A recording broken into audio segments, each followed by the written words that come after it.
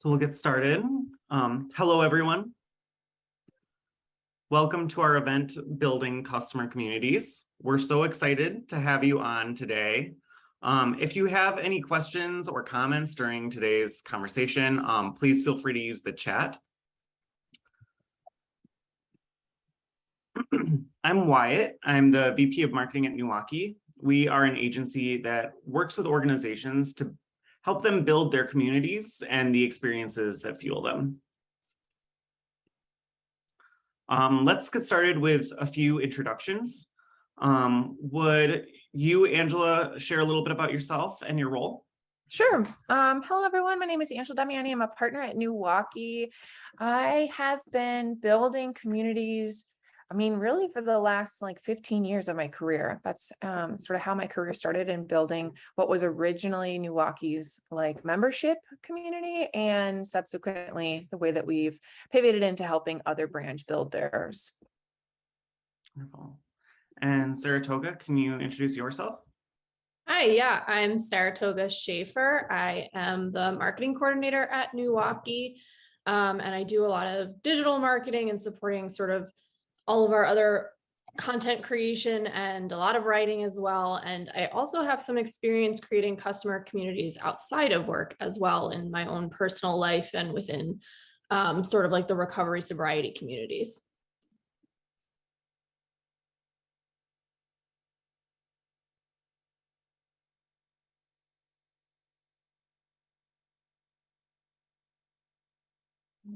Oh, did we lose Wyatt? I think he might have froze. Might have froze, yeah. Well, bear with us for a moment, folks. Hopefully Wyatt will be able to come on back in. I'm curious, while we're waiting for him to come back, how people heard about this and what sort of drew you to it. You can either unmute yourself or throw it in the chat.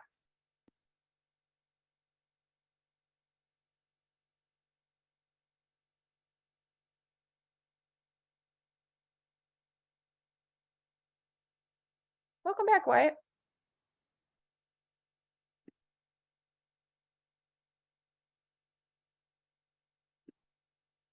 Oh, he's not there.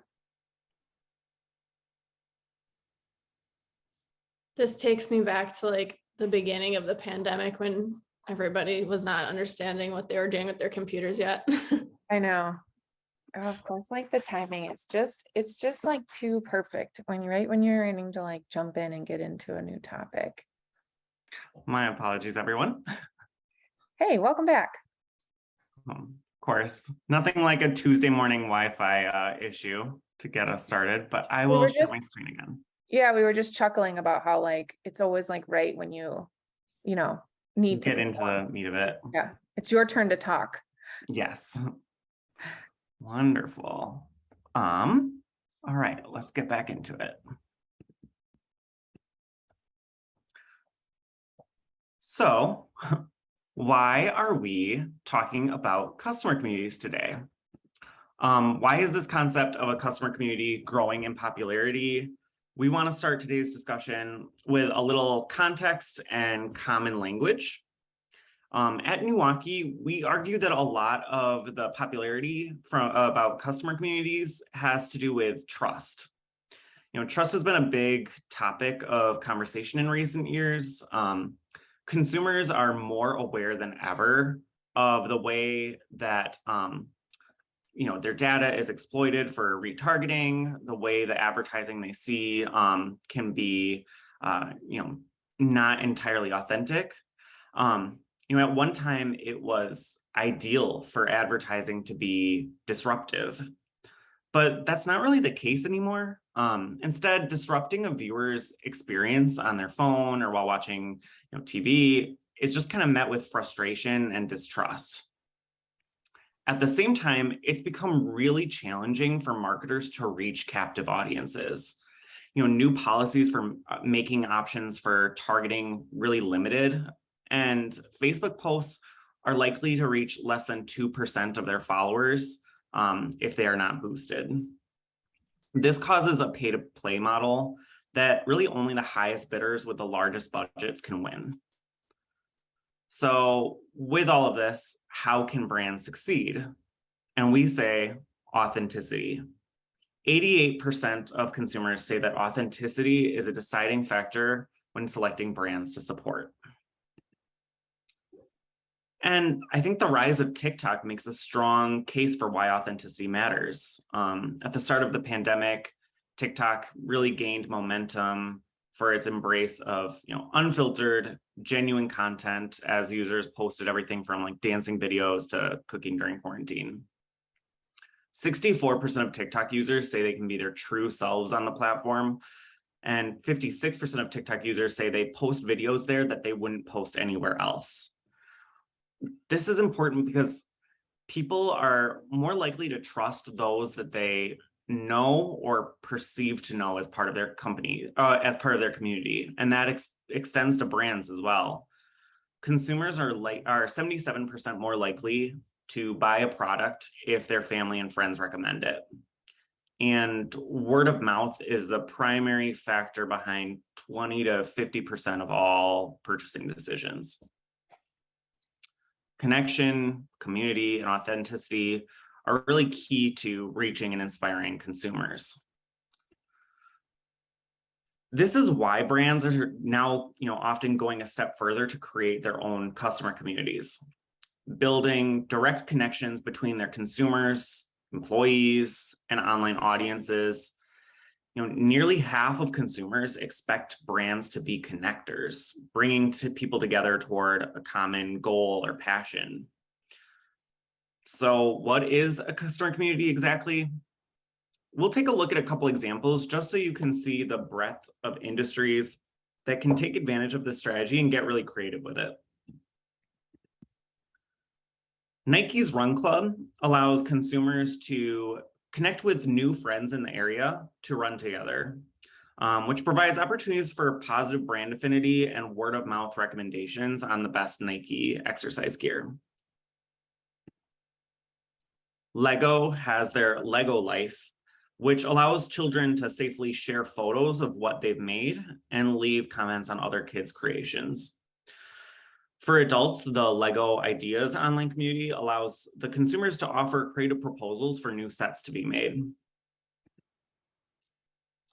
GoPro's customers upload nearly 6,000 videos every day, which creates this kind of unending well of community-generated promotion and user-generated content that GoPro can then use as well. And for a more B2B example, software and cloud application platform Oracle created Oracle Communities, which provides access to experts and peers and allows its users to connect with partners, developers, and potential customers. By building a community that encourages connections, you might expect, increased brand trust, more word of mouth recommendations, more positive reviews and product feedback, more user-generated content, and more. And we'll get into all of this further on our panel. So let's get started. Saratoga and Angela, would you want to start by saying, how do you think a community differs from other types of marketing? Sure. I'll jump in. I think the thing you touched on, Wyatt, around like the Mad Men era style of marketing and advertising is just gone, right? Like, it's not that we can't have new and interesting creative. In some ways, I think the creative for companies needs to be even more, as you said, authentic and hence like interesting. But I think, the way that it really differentiates us is it creates the platform for that one-to-one or word-of-mouth experience to actually take place. I think inherently we all know, based on our own consumer habits, that like individual endorsement of like the best sunscreen for kids or some new product that you might want to like try eating comes from your friends and family and those you hear it from. But how does a company create that one-to-one connection that allows people to experience what the brand is and become ambassadors for it or true endorsers of it? Community is that exact part of the marketing matrix. Yeah, and I would say also generally marketing tactics are sort of a one-way street. It's a lot of having information being directed at or to you, whereas creating and maintaining like a customer community is all about that communication and fostering this sort of direct access to your community members. So it's very much a two-way street in that you are interacting with each other as well. And there's a strong sense of, I think, authenticity there that can sometimes be overshadowed or underrated by traditional marketing tactics. And that is sort of the name of the game in customer communities, is that sort of genuine relationship you're fostering with this group of people. And I get it, like, having something have brand guidelines or some polish to it, like, I don't think that all of that is out of the way, but I think we've come to a point where we're so overstimulated with messages as consumers that it's so easy to scroll past. And so what's beautiful about this push towards authenticity is it makes like the production easier, and it means that we don't have to be as precious about every single piece of that content, because it's going to stay on people's top of people's mind, I mean, for a matter of seconds, right? If they don't sort of just naturally brush past it. Yeah. I'd add that, I think community is ideally something that provides a lot of value and a lot of benefits, even beyond, what marketing can provide. If you can enhance someone's experience, they're really going to remember your brand positively. Absolutely. So what's a good reason or motivation to start a customer community? And maybe on the other hand, when might companies or brands want to wait before starting theirs? Saratoga, do you want to start first? Yeah, I think a good reason for building a customer community is if you're really looking to sort of enhance that experience for your customer or clients and sort of encourage connections as well, not only between you and the customer base, but that community within itself, being able to connect people with other people. I think if you already have a sizable customer base and you have the bandwidth to activate it, that this is the time to start. This is the time to start, looking into that and what that would look like for your company. However, on the other hand, if you don't really know yourself or know your brand that well yet, if you feel like there's still some things you need to figure out in order to find your niche, I think it's better to wait. You can't be something for everyone. It's really important to sort of pick your lane, figure out where you're best at representing yourself and connecting with people, and then sort of stick with that. So definitely give yourself time in that sort of discovery phase to figure out who you are, really. Yeah, I would say I would just want to second that. I think a lot of times when we think about these things, and why even in the examples you gave with like Nike and Lego, I was like, those are monster national brands with like millions and millions of customers. And that's amazing, right? Like wonderful pinnacle use of a community. But I think this could start small too, right? And being really specific about who that target is, and really creating a place for them to find each other and to find that sort of like sense of fellowship or that shared experience, because they all are really excited about whatever it is you have to bring to the table is important.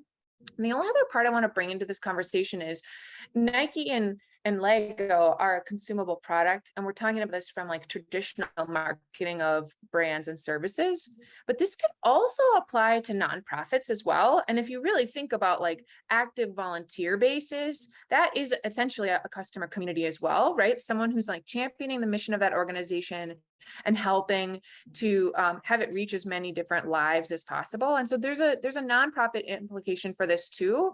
And in that way, I think it's an interesting analogy. If you think about like, why does a nonprofit need to have like a huge group of like active activists around its mission? This sort of the same sort of way you might want to think about like what that might be in terms of marketing implications for your potential B2C brand.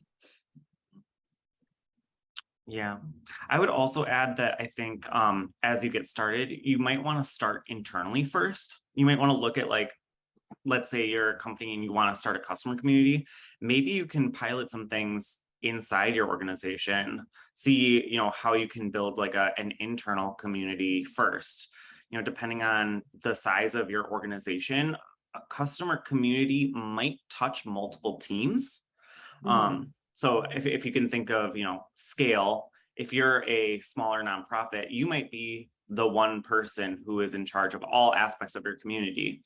But if you're a large brand, you might be touching a customer experience team, a marketing team, a sales team, an HR team.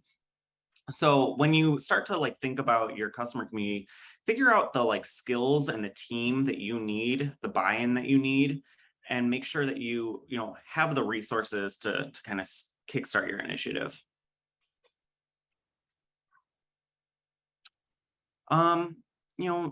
For both of you, what would you say are some of the benefits or the kind of business outcomes that a lot of brands see with their customer communities or hope to see with their customer communities?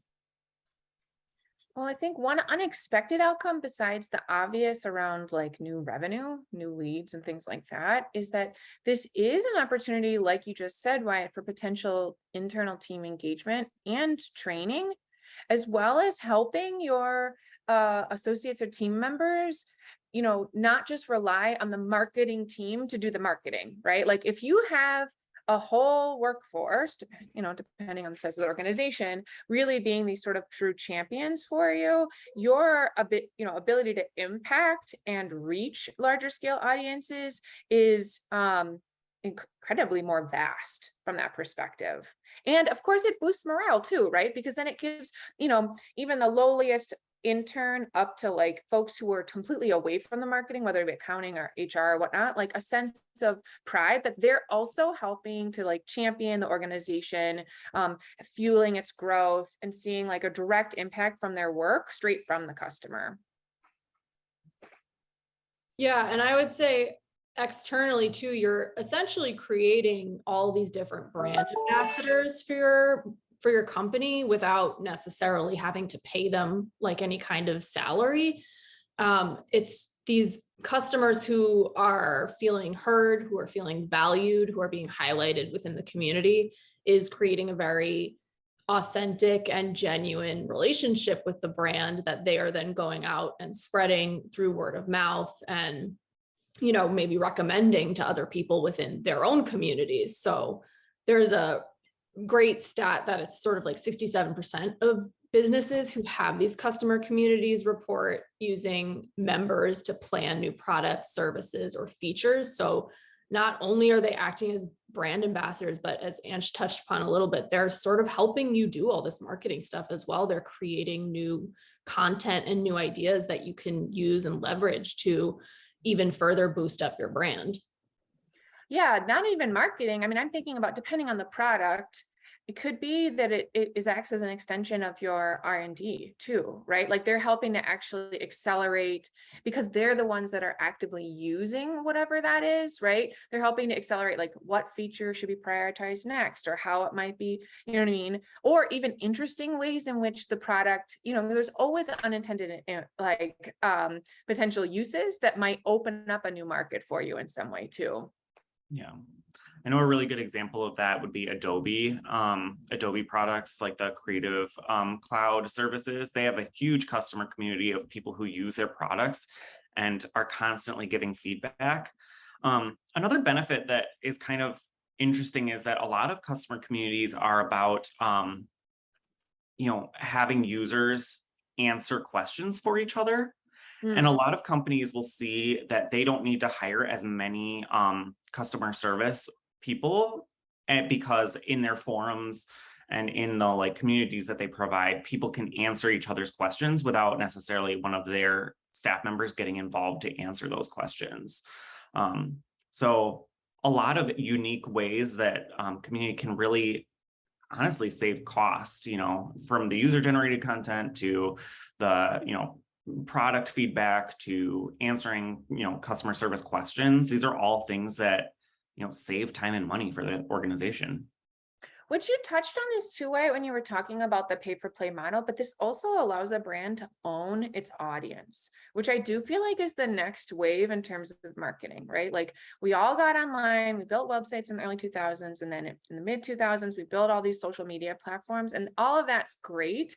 But most of our marketing spend go into these digital platforms that simply enrich, Google and Facebook and all of that. It doesn't actually come back to you. And this allows you to start to really have a more direct relationship with people who want to consume your brand.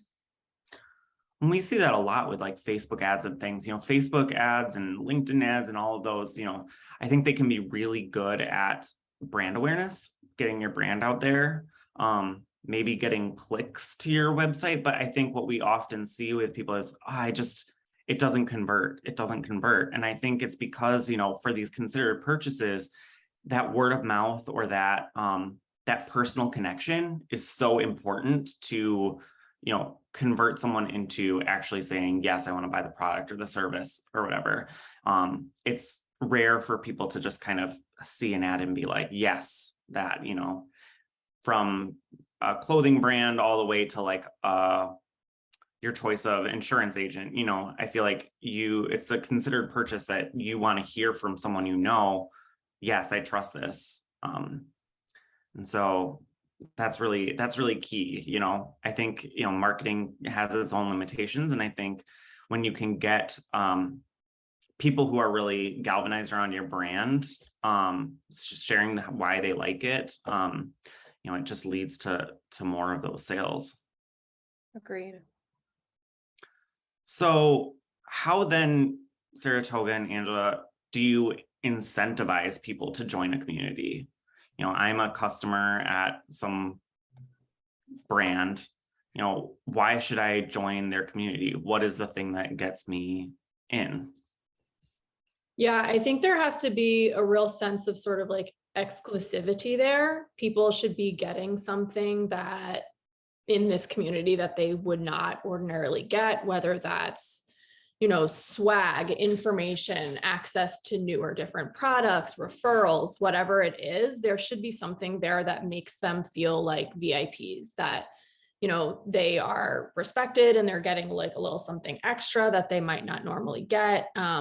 There should be something or multiple somethings that make this a very appealing community for them to join.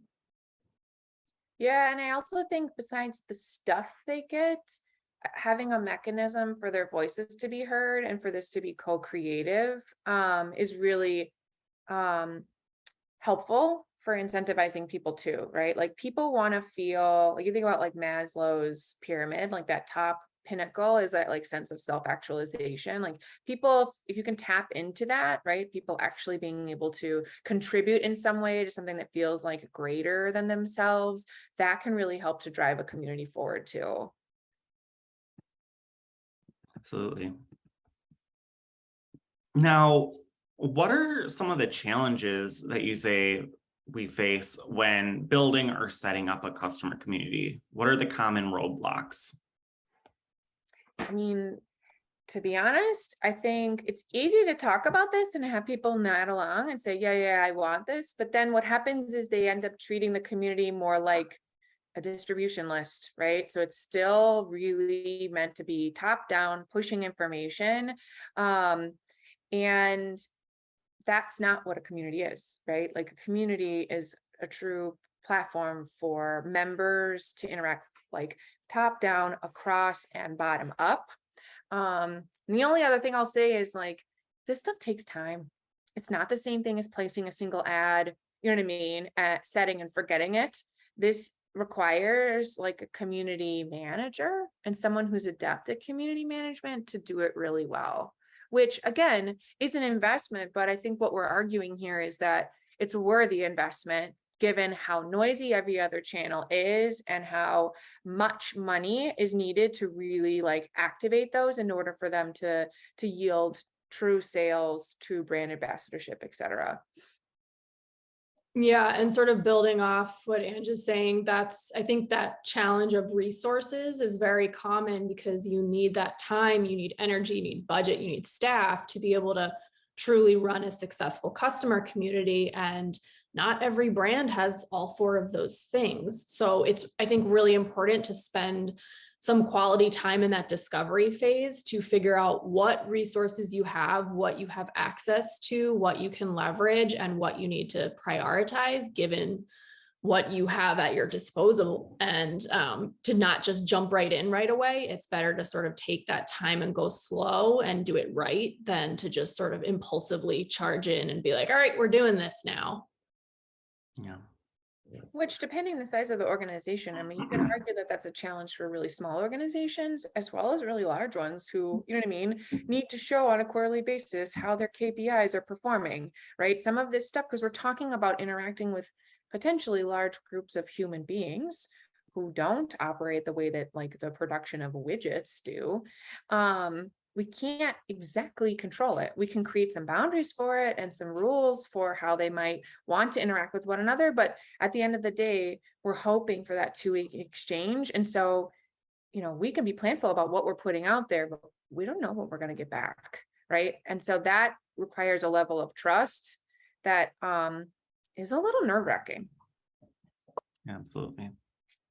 One thing that we've seen with some of our clients is, you know, this desire from the community and from the brand to kind of get back to like IRL, getting back in person, which for some brands can probably be a challenge if you're really distributed. But I think planning long-term for, you know, ways that your customers and these like customer communities could have an IRL experience in some way is really important. You know, for a local organization, that's easier if your customers are in a more like concentrated geographical area, planning to have some sort of in real life, you know, in-person component. But, you know, for larger B2B or other brands, you know, they plan for this too. You know, Salesforce is an example where they have this huge customer community that is mostly online, but once a year they do have their Dreamforce conference, and then kind of all of those people congregate in one space. You know, that's one example of kind of a larger scale organization. But think about, you know, even if it's not month one, month two, you know, right when you're starting the customer community, think about maybe opportunities for you to congregate those customers, or even for them to do it on their own. Maybe there's like hubs for your organization and they could get together in certain areas. You know, there are all of these different ideas where you can kind of get people more IRL, because that's really going to, if you can do that, that's going to really help fuel and I guess kind of speed up the process of connections for your community.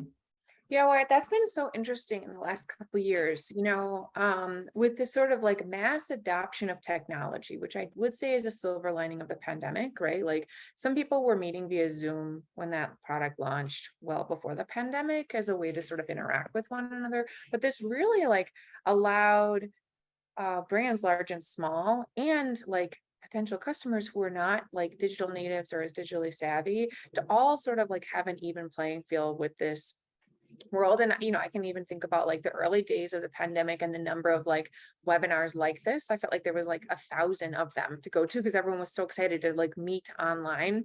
I think we're entering a new era with that, partly because I think this type of communicating is extra draining, right? Like having this much digital exposure means that like after work, the idea of like doing a Zoom happy hour sounds like just the worst thing in the whole world. So there's this like interesting moment. I would say I would wager to say this is like something that exists for the next like 6 months, where like if you make an investment in an in-person experience, what you're going to get is those that turn out are going to be emphatically excited to be there because they're still sort of like reintegrating that into this like new next normal that we're in. And I think it's going to be incredibly sort of bonding for them too, because it feels like you're at the beginning of whatever it is your community is really offering. And that in-person experience can really accelerate the development of a community beyond anything that you're pushing digitally to them. Wonderful. And to everyone on the call, please feel free to ask any questions in the chat. We'll have some time for Q&A in a bit. So yeah, if you have questions about, any sort of customer community that you're thinking of starting or that you're maybe, planning, let us know, and we're happy to answer questions that you might have. So how can communities scale with budget? Some smaller brands have limited budgets, and so how can they also create customer communities with maybe smaller amount of resources? So you want to take that one first? Yeah, sure. So, I mean, it's definitely true that a massive brand with a massive budget might have a little bit of an easier time standing up a customer community, but it's also true that there's no reason why a smaller brand with a smaller budget can't do something as well. It's sort of like a little bit like I touched on before, it's all about that sort of prioritization and that in that sort of discovery phase of figuring out, all right, what are the things we really need to stand up? What are the things we need to focus on? What do we really want to put out there and get eyes on? So it's sort of about figuring out what you have access to in setting up this community and what you can leverage that you maybe already have, what other community stack tools maybe you're using. And you don't have to spend thousands of dollars every month to maintain a community group. There's also plenty of stack tools that are lower cost or no cost at all. I mean, if you look at Canva has their pro option, which is paid, but they also have a ton of content that you can access for their free account. And that can be really helpful in sort of creating graphics or information. And then there's sort of smaller virtual community gathering tools. There's things like GroupMe, which is sort of like WhatsApp, but that's free as well. And you can create a community on there fairly easily. Then there are the lower cost ones like Eventbrite, Slack, Zoom. So there are a ton of different ways you can get people connected that don't necessarily cost a ton of money. Yeah, building on that and sort of getting into Jeremy's question from the chat. I just want to define like what we think of as a community stack, right? So these are the components that are needed for the community to exist. So ideally there's an entry point, right? So whether that's an application or a sign up or whatever that might be, something that clearly delineates like I am entering into the community. And then there's the activities, right? So that could be swag, that could be communication, that could be events that the community participates in. And then ideally there's some sort of platform for the community members to interact with the brand as well as each other. And as Toga noted, like depending on the brand or what it is you want those individuals to do, that could be as simple as like standing up a LinkedIn group or having a private Slack channel or using Twitter communities. I mean, those are all different forums. And again, it depends on the audience. We obviously advocate that you go where the audience already naturally is, because trying to train people to use Slack when they don't already like have that as a part of their day is a lift that perhaps is not necessary. We talk about like, crawl, walk, running with our communities, but those are all the different components that are needed for our community to be a community. And the events are just one piece of it. It can be an important piece, as I noted, in terms of like getting people out, having them find one another, feel a sense of like connection to that. But it's just one little piece versus like an entire community stack, which allows for this sort of multimodal way of interacting with the brand. Yeah. I would also add to that question about, the difference between an event and a community, adding on to what Angela just said. Ideally, the community will start to kind of create their own activities, like we were talking about before. The community will be doing things that aren't planned by the organizer itself, that there'll be like more community-led things. So again, kind of events are just an activity within the community, one part of just that engagement strategy with them. I'd also say for, those with smaller budgets who are maybe just starting, think of ways that you might have like low lift opportunities for interaction with your customers that you might be missing out on currently. is there a way that you can get your customers to have more like reviews, or leave more reviews? Or is there a way for you to have your customers share how they're using your product or service with them, so that there's kind of like that user generated content piece? Think about ways that you can just start to get pieces of engagement before you like really take off.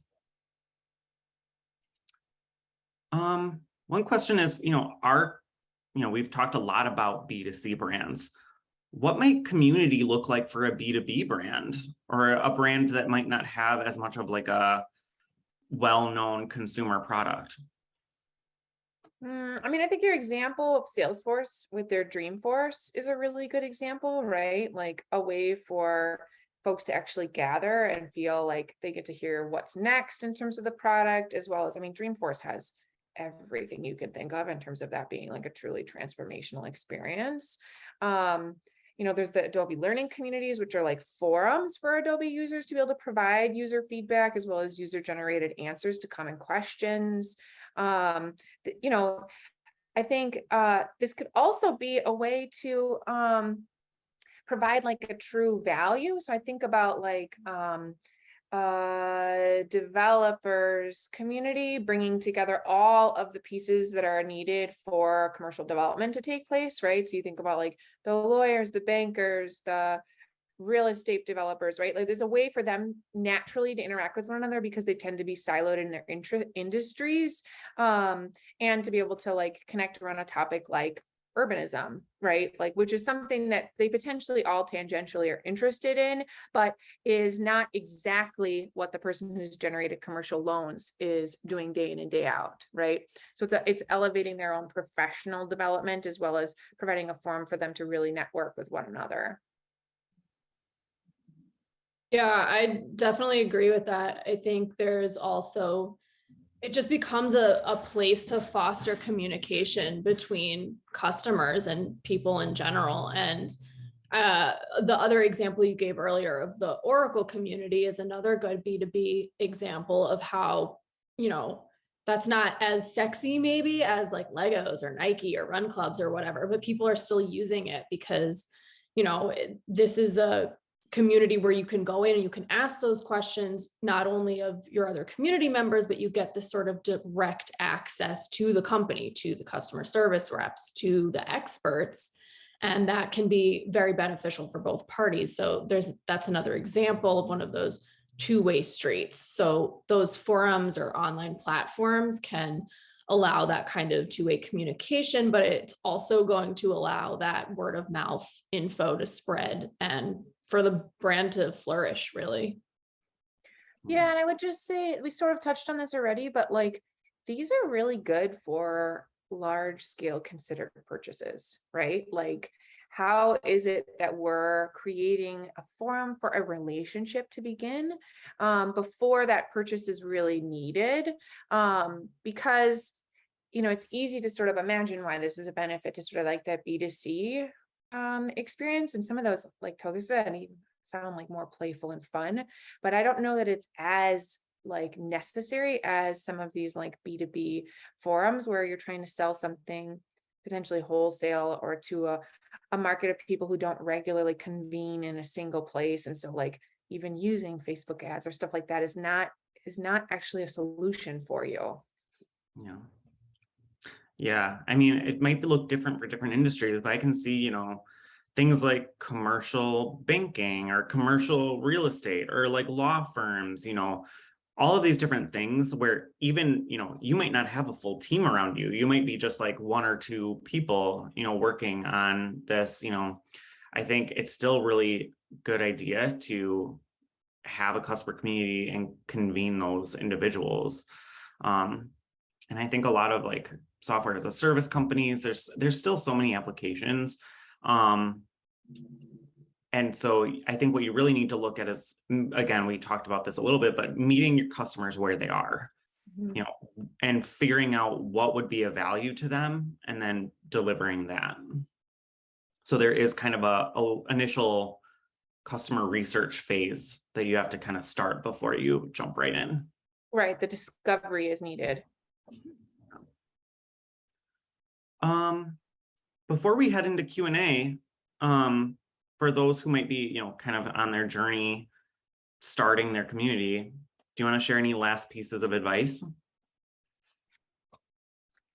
I'll just say, remember that your community will change. It'll grow, it'll adapt. So that means that like the membership benefits, how you're having people enter it, where you're showing up, the types of programs you offer, even the platform that you set up originally, like all that might need to be flexible because you're going to have people play with it, interact with it, give you feedback, and that's not a bad thing. I think a lot of times, particularly if we're doing this in sort of like a corporate setting, it's like, oh, we have this, detailed 5-year plan, right, or whatever, and I can't advocate for that in this setting. Like, I think you really need to be looking at this in probably like quarterly sprints in terms of what you want that engagement to be, just knowing that people's tastes shift. I was just talking to my business partner last night about how early in the pandemic, we all thought Clubhouse was going to be the new thing. You know what I mean? There was that huge bloom of it. It was like, oh, this is the new platform. This is going to be the new way people connect. And now it's dead, right? Like it's not even 9 months later, it's gone, as a thing. And that's okay. It's all right to want to be like on the next trend, but just know that like those things, people's tastes shift even faster than ever before because of the access we all have to these digital tools. Yeah, and I would add on to that to remember that authenticity, which we talked about in the beginning, is definitely the name of the game. Today's customers can spot that kind of phoniness from like a mile away now. So don't try to be something you're not. Lean into your strengths. Don't try to mask your weaknesses. Ultimately, people are going to join and trust your customer community if it feels genuine and valuable to them. So it's important to create that sense of authenticity so that people stick around and have nice things to say about you. Wonderful. I think we'll stay on just a moment. If anyone wants to add any questions in the chat, or, you're welcome to come off mute and ask questions. We'll just save a little bit of time for any Q&A that any of you have.